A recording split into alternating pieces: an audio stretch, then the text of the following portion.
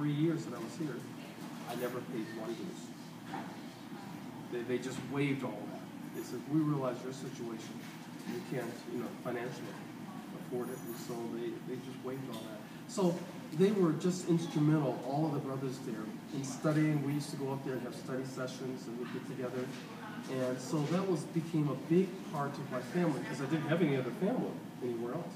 It became a big part of my family. So being black was unique getting in, but then it was just a very great experience. I got to be the office of High Pi. I was the ritualist for High Pi. So I held that office for 2 years at the Alumni Pi. So I kind of had an office there as the High Pi. Well, let me ask you this. I read that Culver Soccer made you a better student. Could you explain that? Okay. The one advantage that I see, which I can observe from two different angles. Let me give you this background. When I left Culver, I went to Western Illinois University to work on my master's degree. Okay? And after I finished my master's, or part of my master's, I was on a graduate assistantship, where then I was teaching. So after I left here, I went to Western, and I started teaching undergraduates. Okay? And then I continued on for about another year and a half at Western teaching. And I had class sizes of 150, 125 students. And I could tell a big difference from my experience here at Culver, because coming here, I didn't have the skills. So number one, smaller class size. I didn't get lost. You can't hide here. No. You can't hide here. The teacher's gonna narrow you down. You can't hide here. And they have the time and the patience to give you the additional attention. That helped me be a better student. The atmosphere here was really conducive for learning, and the whole focus here was learning. There wasn't anything else to do but to study. So I started to develop the study habits that I had never developed in high school. I was able to develop them here. And I think if I had gone to a big school, I never would have gotten here. But the small class size, and the small class size, I feel, even helps me in my career. Because when you get into a small class size, there's more interaction within the class. You debate things, you talk about things, because it's a small class. So those skills helped me tremendously in my business world, because now I was used to sitting in a small group and saying, no, I disagree, we should do it this way, or let me present a different approach to you. The ability to communicate your thoughts in public or in a setting, you can gain here at Culver in a small class size, because you get a chance to experience it, to see what it's like. So in my business world, it was easy to talk and debate and discuss things, because I had so much the experience here, which I know when I was at Western, and I had a class of 125, 150 students, there was no interaction. I would go in and I would lecture, for an hour, and then the kids would leave. And there wasn't that two-way communication. I received that here at Culver. So the small class size, the personal attention of the professors made all the difference in the world, where you really developed a relationship with the professors. I mean, that was a big part of really the experience here, was getting to know your professor and the professor getting to know you. Every one of my professors knew me by my first name. Now, going back at Western, I don't think I knew all those kids by their first names. I don't think I had any relationship to them all, or any kids that were getting in trouble with their grades. They got in trouble with their grades, they just got off feeling great, because there was not time to focus on it. Didn't have a relationship with them. But here, you got all that attention, all that focus, and all that help that I don't think I would have got, without coming here. Now, I always do believe there are some students that are just so sharp and have everything going for them that it just comes natural to learn. And I think that's why they can be successful at those big universities. But if you come with not the right skill set, then a place like Culver is the best place to go, in my opinion. So, is that the reason why you feel like it's so important to get back to alma mater, because you feel like Culver's done so much for you as a student? Yes, as you look back at my life, and if they hadn't offered me the scholarship to come here to play football, yes. And when things really got tough for me after I lost my mom and I had no family, and they offered the opportunity here where they gave me a house and just bent over backwards. And I look at what's happened to my life since I left Culver. It just opened the door for me that I never would have accomplished what I accomplished in my life. After Western, I went to work for John Deere. I worked for them for 7 years in sales. Then was very fortunate. I got a job with International Harvester in Chicago, and I went to work for them. And then I was manager of their marketing programs for North America. Very, very great job. And I was with them all the way up through. They finally got bought out in the early '80s. And got bought out by another company called Dresser Industries, which then later got bought out by Komatsu. So I stayed with the same company, which is almost unbelievable in today's world. 43 years, and I'm still with them today. 43 years with basically the same company.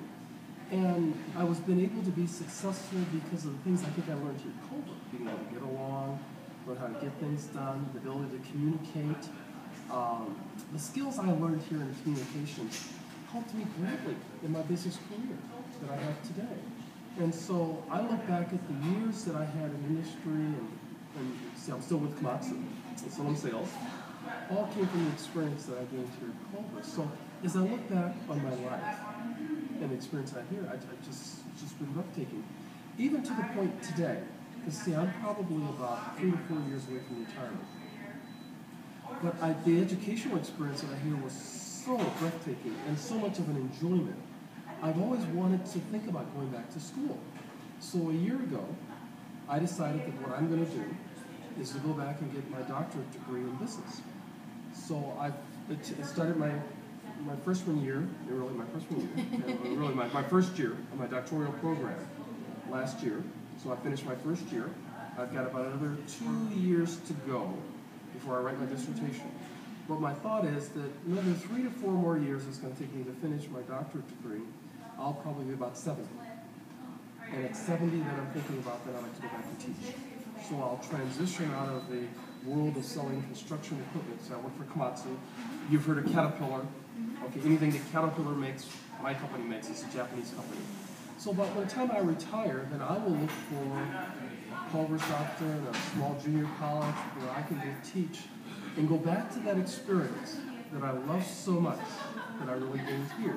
So it's almost like me turning back the clock and going back to a life and experience that I love so much here. So the work I'm doing now, working full time and going to school, I'm only taking one class, one course this semester. That's the way I look at my life today. Passing the baton a little bit. Yes, and giving back to students, because see, then I'll have almost 45, 50 years of experience in the real world.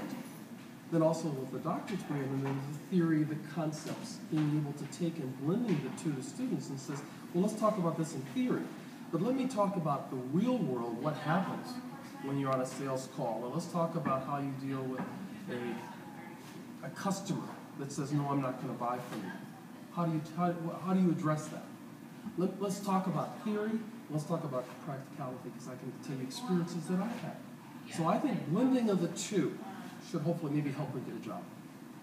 And I'm pushing Dick Valentine maybe that he'd offer me something to come back.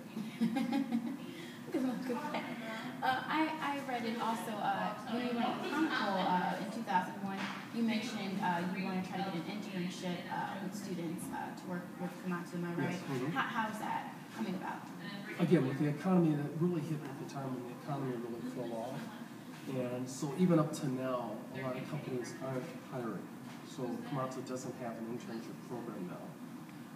Hopefully, if the economy does improve, that would be an opportunity, definitely, that I would encourage and try to work through our organization to set something up. Prior to that, I had had some interns that would come in and spend some summers with me. And I just didn't connect with Culver to do something. I felt bad about that. Because by the time that I was starting to look at Culver and Dick came on, then the economy fell off and we've not been able to redo that. But hopefully, if things continue to improve, love that opportunity to be able to bring some interns in, because there was when I was going to school there, they offered a similar kind of an intern program. It was that time between Christmas, when you would shut down for Christmas, and then we wouldn't start up until the end of January. We had a small 6 to 7 weeks. I don't know if you still do that or not. It was about 6 to 8 weeks, and that was the time to do interns. So we had a class where we would go visit companies. And that was a class we would do for over about 4 or 5 weeks. We would go visit companies. And that was kind of a special term that we have available for that. And I love that opportunity to get exposed to companies. And so, but if I can help with that transfer and internship, I'd love to do that. And hopefully maybe the economy will continue to improve maybe in the future years before I retire. retire, I'll be able to be a student until student year graduation. So, how does it feel to be such an asset to Fullerton College? Like, you're very highly praised here, and me personally, I just hear so many great things about you. So, how does that feel? I mean, I'm just more humbled by the fact that I'm able to give back. I mean, I just feel like there's so much to the school. As I look at my life and I look at what I've accomplished and what my mother always wanted me to accomplish, it's more of a humble feeling of what they did here for me at a time that they didn't have to do that. At a time that they could have easily have looked the other way and nobody would have seen it. If you know what I mean. I mean, they didn't have to do